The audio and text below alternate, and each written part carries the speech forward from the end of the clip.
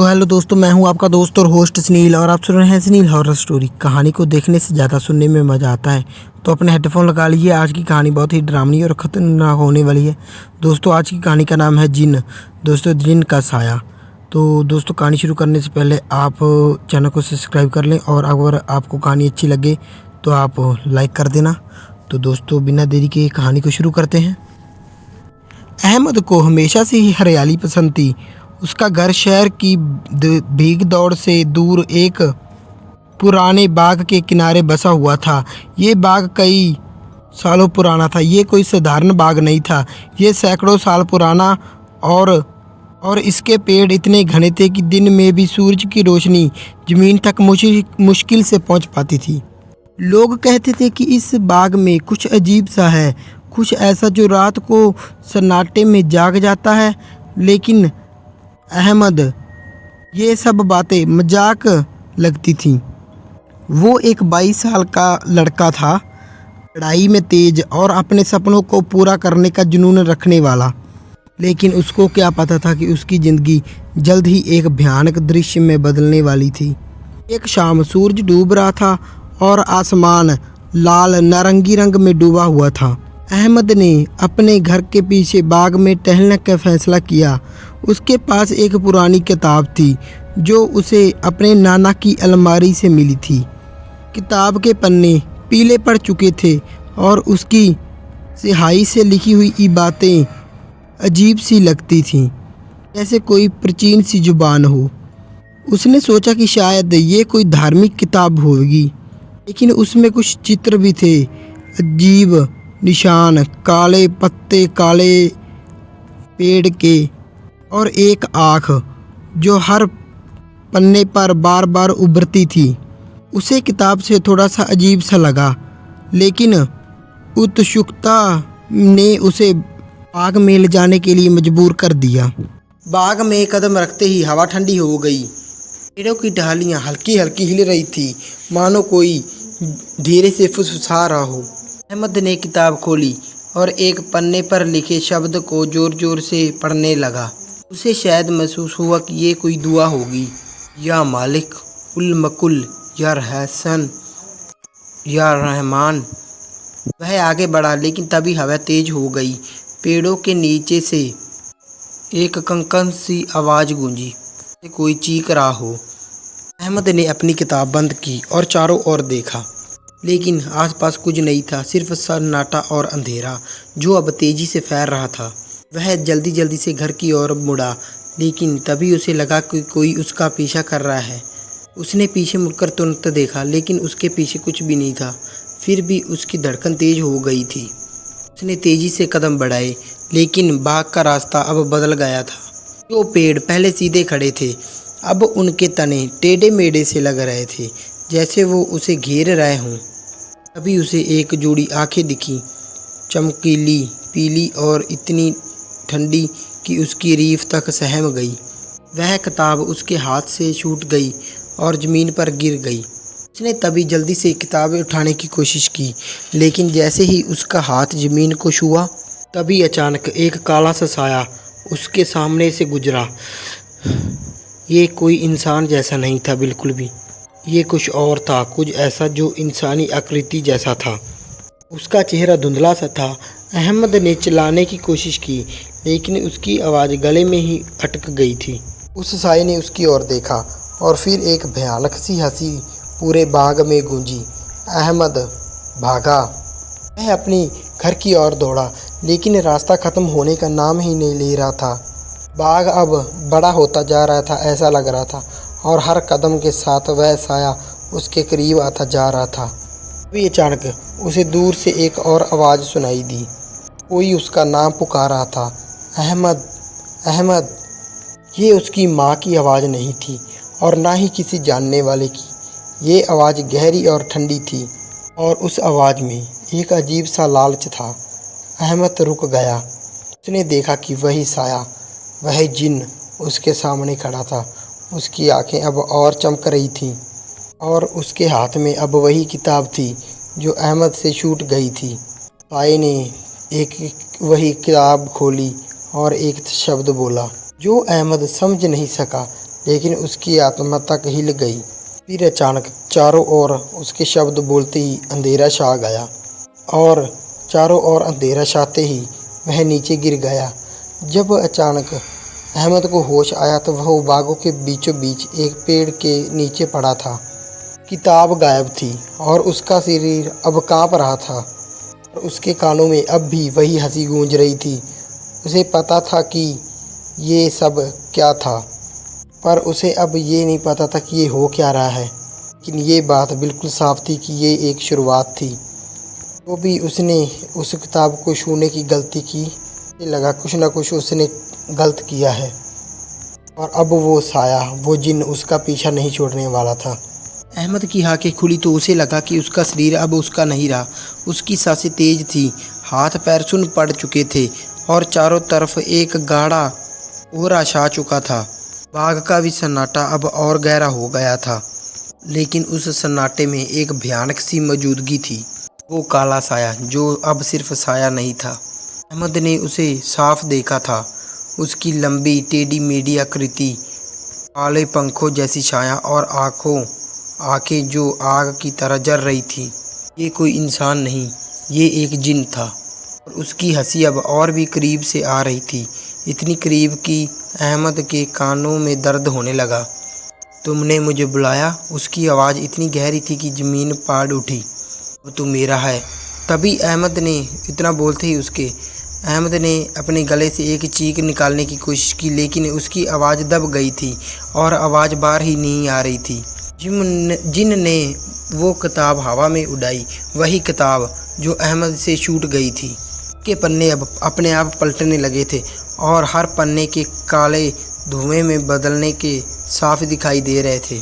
वहाँ हवा में फैलता गया और एक आकृति उभरी, एक विशालकाय प्राणी का चेहरा, जिसके दांत नुकीले थे और आंखें खून से लाल थीं। अहमद ने भागने की कोशिश की, लेकिन उसके पैर ज़मीन से चिपक गए थे। अंधेरे में सिर्फ एक वो आवाज़ आ रही थी जो सन्नाटे की आवाज़ होती है। ने तभी एक कदम आगे बढ़ाया और अपनी उंगली अहमद की ओर बढ़ाई। उसकी उंगली से काला धागा से निकला जो अहमद के गले तक पहुँच और उसे जकड़ दिया। ये सब एक शुरुआत है, जिन ने फुसफुसाते हुए कहा। मैं सिर्फ तेरे लिए नहीं आया, मैं सबको ले जाऊंगा। तभी अचानक कोहरे के बीच एक चीख गूंजी। अहमद ने सिर घुमाया, तभी देखा कि बाग के किनारे एक आदमी खड़ा था, शायद कोई राहगीरी जो रास्ता भटक गया था। वह जिन को देखकर जोर से चिल्लाया, लेकिन उसकी आवाज़ धूरी रह गई। ने जैसे ही अपनी नज़र उस पर डाली तो उसके मुंह से खून निकलने लगा और उसके पूरे शरीर से खून की धारा निकलने लगी। उसके शरीर टूटने लगा, हड्डियों की कर्च कर्च की आवाज़ बाग में गूंजी। फिर एक झटके से उसका खून ज़मीन पर पानी की तरह बहने लगा।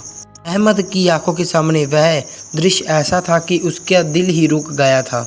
जिन ने तभी हंसते हुए कहा, ये मेरा खेल है और तूने इसे शुरू किया है। अहमद तभी किसी तरह अपने पैरों को आज़ाद करने की हिम्मत में हो गया। वह भागने की कोशिश कर रहा था, लेकिन रास्ता अब भी भूल भुलैया बन चुका था। पेड़ों के पत्ते अब चेहरे जैसे दिख रहे थे। हर एक पत्ते पर अजीब सा एक निशान बना हुआ था। अमित भागता ही गया, उसकी सांसें फूल रही थी, लेकिन वो रुका नहीं। तभी उसे अपने घर की रोशनी दिखी। उसने आंखें बंद की और पूरी ताकत से दौड़ लगाई और दरवाजे तक पहुंचा। उसने दरवाज़ा खोला, खटखटाया, लेकिन दरवाज़ा नहीं खोल रहा था कोई। अम्मी, अब्बू, दरवाज़ा खोलो, लेकिन अंदर से कोई जवाब नहीं आया। तभी उसने दरवाज़ा धक्का देकर खोला और अंदर कदम रखा। घर पूरा अंधेरे में डूबा था। उसने लाइट जलाने की कोशिश की, लेकिन बिजली गायब थी। तभी उसे किचन से एक अजीब सी आवाज़ सुनाई दी, जैसे वह धीरे धीरे उसकी ओर बढ़ा, ऐसे कोई कुछ छिपा रहा हो। वह डरते डरते आगे बढ़ा। हवा तेज हो चुकी थी। हाँ, उसकी माँ बैठी थी, लेकिन उसमें कुछ अजीब था, कुछ गलत था। उसका सिर नीचे झुका हुआ था और उसके हाथों से खून टपक रहा था। अहमद ने डर से उसका नाम पुकारा, अम्मी। लेकिन उसका चेहरा अब उसका नहीं था। उसकी आंखें पूरी तरह से काली हो गई थीं और मुंह से काला धुआं निकल रहा था। वह हंसी और उसकी आवाज़ जिन की आवाज़ से बिल्कुल मिलती जुलती थी। अहमद, तुमने उसे आज़ाद कर दिया।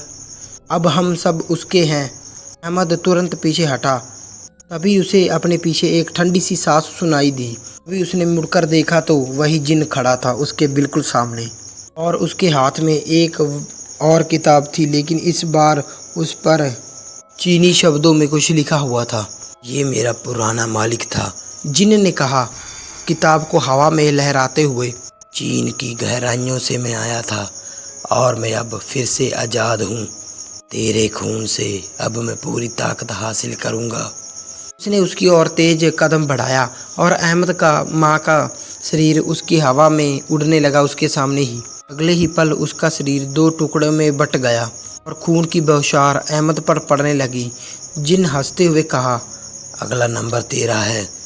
अहमद को उसकी माँ के आंखों के सामने ही उसकी माँ को मार दिया गया था। अहमद जोर से चिल्लाया, लेकिन उसका अब कोई फ़ायदा नहीं था चिल्लाने का। अहमद तभी जोर से चीखा और बार की ओर भागा, लेकिन उसे पता था कि अब कोई सुरक्षित जगह नहीं थी। जिन का कहर शुरू हो चुका था। वो सिर्फ अहमद को नहीं, बल्कि हर उस इंसान को ख़त्म करना चाहता था जो उसको रास्ते में आएगा।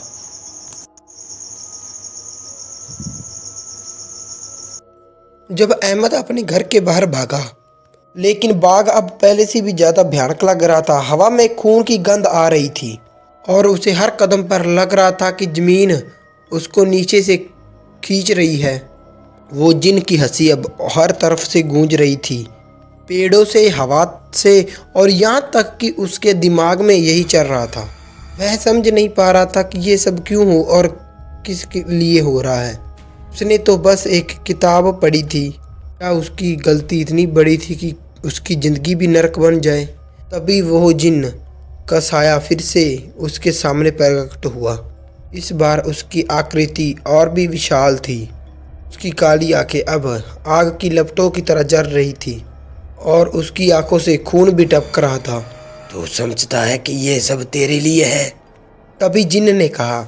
उसकी आवाज़ इतनी डरावनी और भयानक थी कि अहमद के काने से खून तक की बहने की कोशिश होने लगी।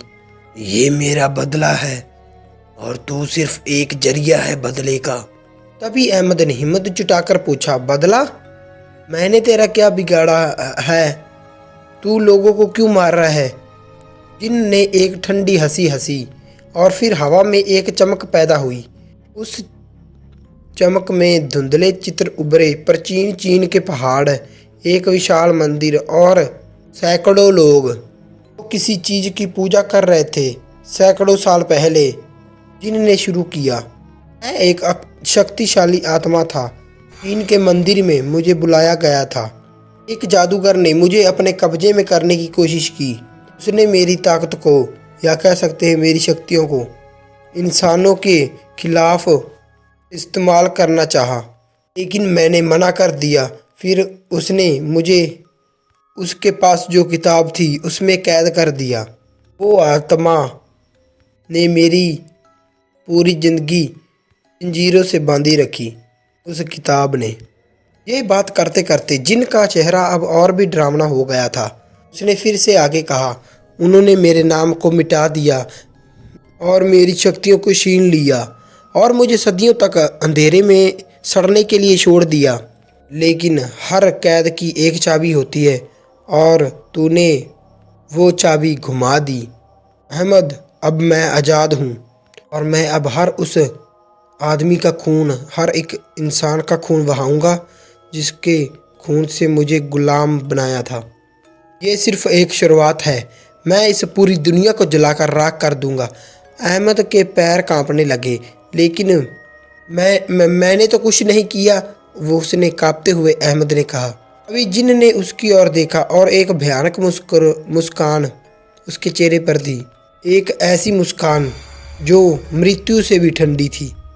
तू इंसान है, उसने कहा, और इंसानों ने मुझे बनाया, और अब तू देखेगा मैं क्या बन सकता हूँ।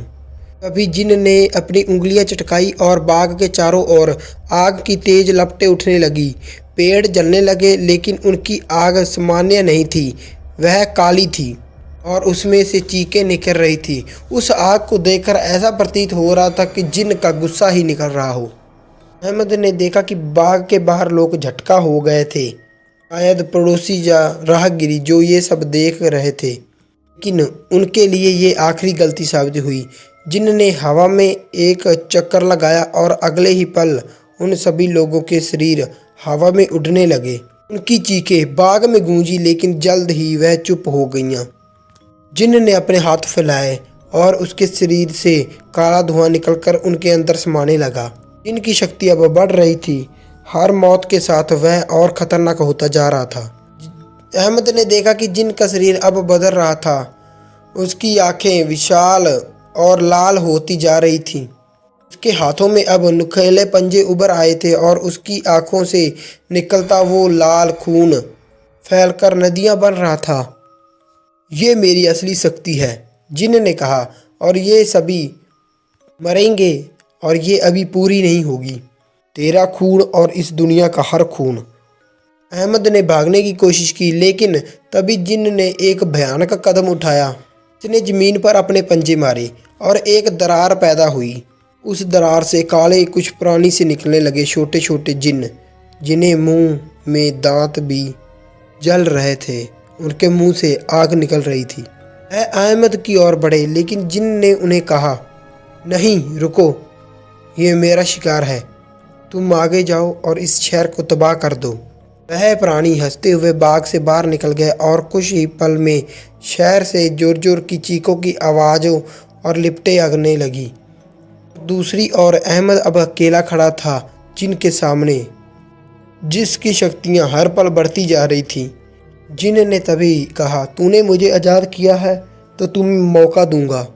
मेरे साथ आ और मेरी सेना का हिस्सा बन, या मर जा और मेरी ताकत का ईंधन बन। अहमद का दिल अब जोर जोर से धड़क रहा था। उसे बिल्कुल भी समझ नहीं आ रहा था कि वह अब क्या करे, लड़े, भागे या हार मान ले। लेकिन एक बात साफ थी, जिन अब रुकने वाला नहीं था। उसका कहर अब पूरी दुनिया में बरसने वाला था। अहमद अब ज़मीन पर घुटनों के पल बैठा था। उसके सामने जिन खड़ा था।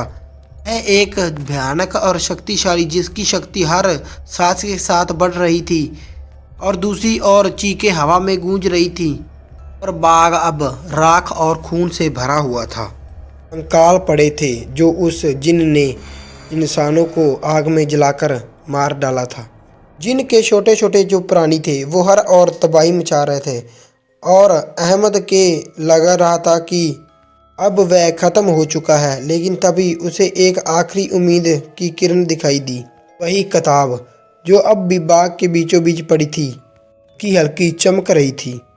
तभी जिन ने अहमद की नज़र देख ली और हंसते हुए कहा, क्या तू सोच रहा है कि ये किताब मुझे फिर से कैद कर सकती है? मैं अब उससे कहीं ज़्यादा ताकतवर हूँ।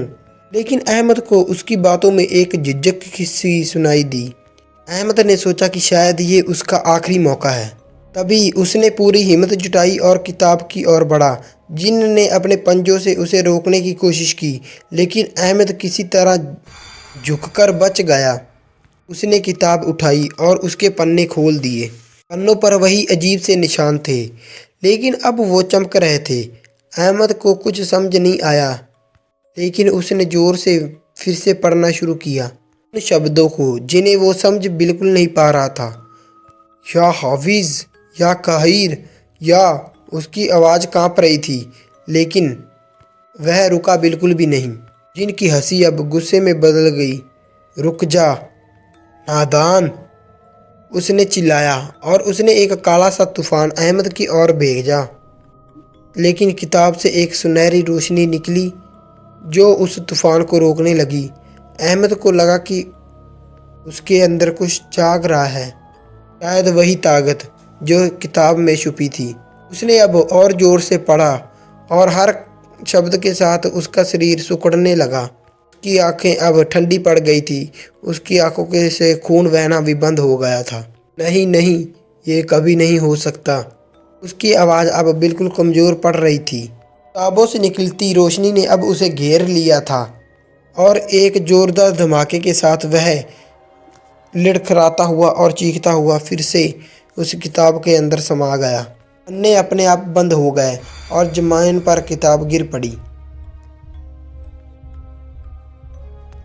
अहमद ने उसे उठाया और देखा, उस पर कोई निशान नहीं था, बस एक सादा चमड़े का कवर। लेकिन पता था कि जिन्न अब उसमें कैद हो चुका था और बाग में हवा अब फिर से सामान्य हो गई। आग बुझ गई और कोहरा छटकने लगा। अहमद ने चारों तरफ देखा, तबाही के निशान अब भी थे, लेकिन जिन्न का कहर रुक चुका था। वह शहर की ओर भागा, लेकिन वहाँ सिर्फ राख और सन्नाटा था। उसका दिल बैठ गया। वह अपने घर पहुंचा। वहां उसकी अम्मी का टूटा हुआ शरीर अब भी पड़ा था। वह घुटनों पर बैठ गया और रोने लगा। अम्मी, मुझे माफ़ कर दो, उसने कहा। ये सिर्फ मेरी ही गलती थी। कई दिन बाद जब शहर के लोग तबाही की जांच करने आए तो अहमद को वहां बैठा पाया गया। अहमद ने सब कुछ बता दिया, किताब, जिन्न और अपनी गलती। अब लोग उसे पागल समझने लगे थे, लेकिन वह चुपचाप उस किताब को एक गहरे गड्ढे में दफना आया। उसने कसम खाई कि वह कभी इसकी किताब के कभी दोबारा नहीं छुएगा। अहमद बच गया था। वह शहर छोड़कर कहीं और चला गया था। नई जगह, शुरुआत, नई और नई कोशिश। लेकिन आज भी जब हर रात वो सोने की कोशिश करता, उसको अपनी अम्मी की काली आंखें दिखाई देती और जिन्न की हंसी उसके कानों में गूंजती। वो जिन्न में कैद करने में कामयाब हो गया था जिन्न को, लेकिन अपनी अम्मी को नहीं बचा सका। ये अफसोस उसके साथ हमेशा रहा, एक ऐसा बोझ जो वो कभी उतार नहीं पाएगा। और बाग वो अब भी खड़ा है, शांत और खामोश। लेकिन लोग कहते हैं कि रात के सन्नाटे में कभी कभी एक हंसी की सुनाई देती है आवाज़, कमज़ोर सी लेकिन मौजूद। शायद जिन्न अब भी इंतज़ार कर रहा हो अपनी अगली आज़ादी का और अगले इंसान का। तो दोस्तों, कैसी लगी आपको कहानी? लाइक, शेयर, कमेंट करके ज़रूर बता देना और चैनल को सब्सक्राइब कर लेना। मिलते हैं इससे भी डरावनी और ख़तरनाक कहानी में। तब तक के लिए धन्यवाद।